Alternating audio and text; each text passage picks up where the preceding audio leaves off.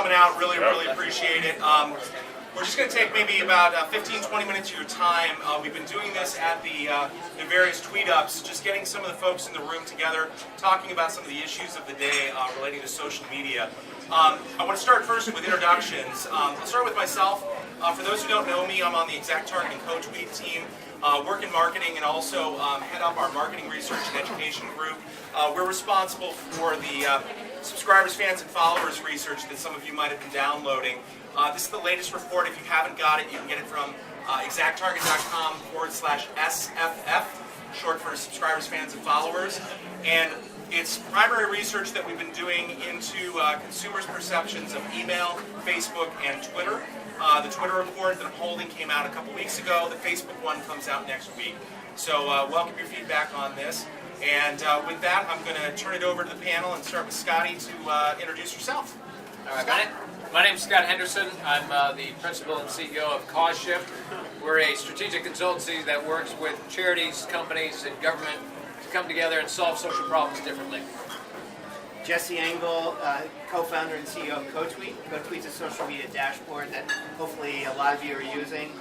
It's used by tens of thousands of companies around the world, and we help companies collaborate among team members as they engage in the real-time web.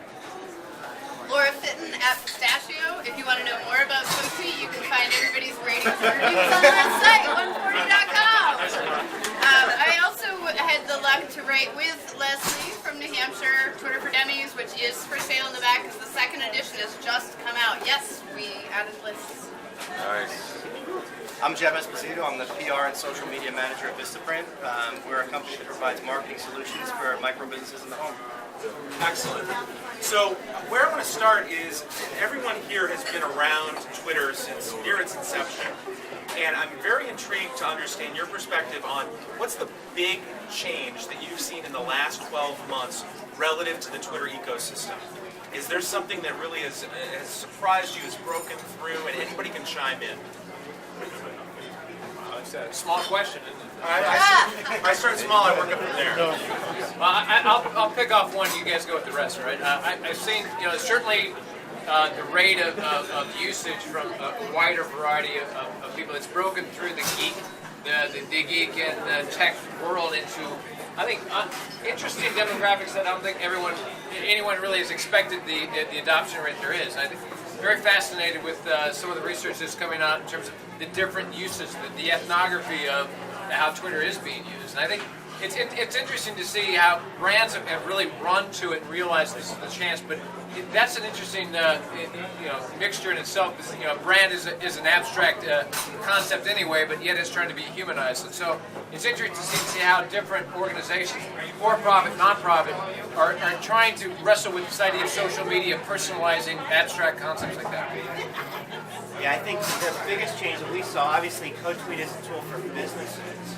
And when we started out in late 2008, literally there weren't many businesses at all on Twitter, and there were a lot of people who were purists on Twitter who didn't want businesses on there, right? They didn't think brands belonged there.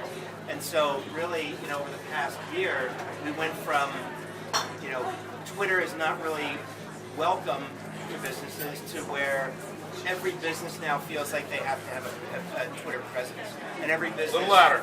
And every business really needs to at least monitor what's happening about their brand. And there's lots of opportunity beyond that to take advantage of reaching people and participating in the conversations that are happening about your product and your company. Laura, you've got a great perspective, obviously. The main difference I've seen is I've gone from sounding like a raving lunatic, going like Cassandra running around Troy going, oh my God, there's this big thing coming, to like sounding like I'm behind the times. People are coming up with uses for Twitter, and I always said this in my keynotes. I said, we don't even know what the best use of Twitter is yet. People are so innovative, so inventing. It has affected the world stage. As of a couple months ago already, when Medvedev started tweeting, 17 world leaders are tweeting. 65 million tweets a day. If you're managing a brand and you're not looking at the consumer data inherent in 65 million tweets a day, and the number of hits on the Twitter API, which I can't really exactly tell you what it is much bigger. Staggeringly bigger. There is, and then that's with only 100 million users, only 7 75 million users for Amazon Commute. This thing is scaling like crazy, and I think it's going to go more mainstream. I mean, it can go to every SMS phone in the world. That's 4 billion phones. That's, you know, there are 4 billion browsers in the world. There are not 4 billion computers with a web browser running in the world. There are 4 billion phones. So, I think 2 words come to mind: awareness and monetization. Everybody's trying to get on there, whether it's a celebrity trying to race to get the most followers. A report came out today that Lady Gaga became the most popular celebrity, but it's really crap. She's not talking to everybody, she's just marketing to people and giving them messages they're going to consume. But for brands, everybody's trying to find that silver bullet of trying to find out how you can make the most money out of your fans and followers. And I think nobody's really gotten it right yet, but at the same time, there's a lot of people that are on the right track. And do you read Gaga's tweets? no, I don't. She talks to her fans. She's like, "My little monsters, I'm so excited what I'm giving you tonight." She's actually pretty freaking real. But is she talking to Esposito though? If you made a message to her, is she going to talk back to her? Is it just that brand persona? To be fair, there's a matter of scale. I don't talk to most of the people who talk to Pistachio, and I'm just like a lowly little mom in Boston. I'm not like, hello, 6 million followers, 2 million followers. So. But, It's hard. It's hard. But Do you answer all your emails? No. Every single one? No, I get 500. There you go. And why not? Because you're Lady Gaga. You're a diva. I didn't know my voice got that big. No. They're cones. No, but Seriously. I think she's trying. I think she's trying, and I think it's she's really pretty cool that brands are giving that, like especially musicians, where they're giving the behind-the-scenes look, which is awesome. You're not going to get the one-on-one level, but I think where somebody got it right is a Conan, where he took the one person and kind of made that one person example. Obviously, Kanye wanted to get his second of fame into the same thing. But it was that cool moment where somebody actually listened and responded to it. Well, he used to have a TV show and then he had a Twitter account, so. Yeah. Now he's got a TV show again, so. You know what's really interesting about your dialogue? It reminds me of some of the earliest conversations I remember seeing both on stage and personally having about the right way to Twitter. And it seems like part of that There's totally a right way. There's gone only away one. because there's so many different ways right now. And in fact, maybe the most timely example I can think of is JetBlue. And JetBlue, a year ago, I think people would have been pouncing on them because they didn't jump in right away.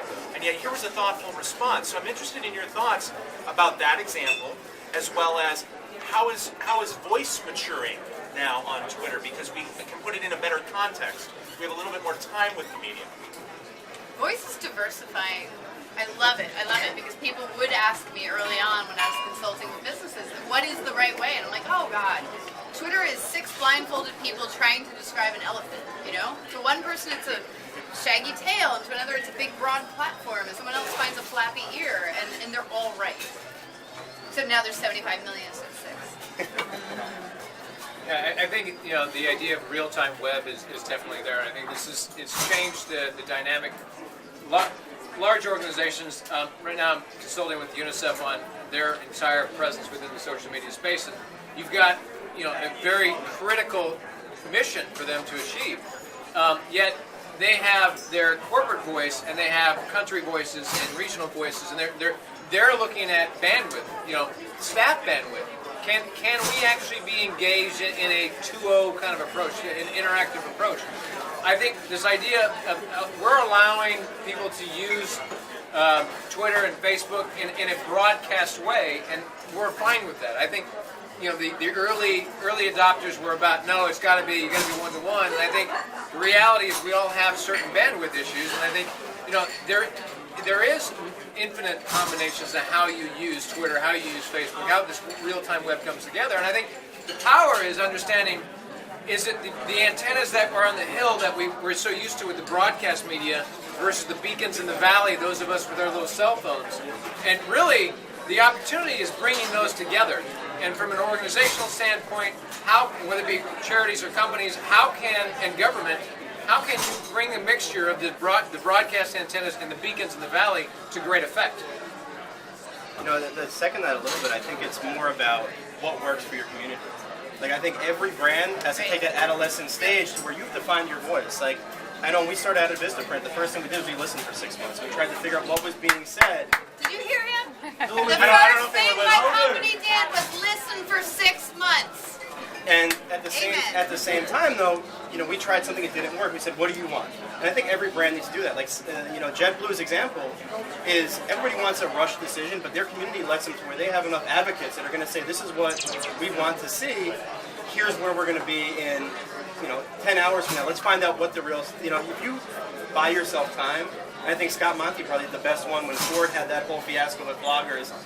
And he bought himself time because he established himself in the community. And I think with a brand, you have to determine who's there, who's going to listen to you, and at the same time, what's the best message to get across. Well, the whole idea of brand has changed, right? Yeah. The brand has always been an artificial construct that we projected the image out, and there was a separation between the people making decisions for that brand and the people who were interfacing with that brand.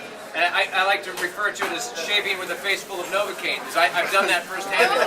And it's not pretty because you're making decisions with a very sharp razor, and you're not having to feel the results. And now, you don't have that separation.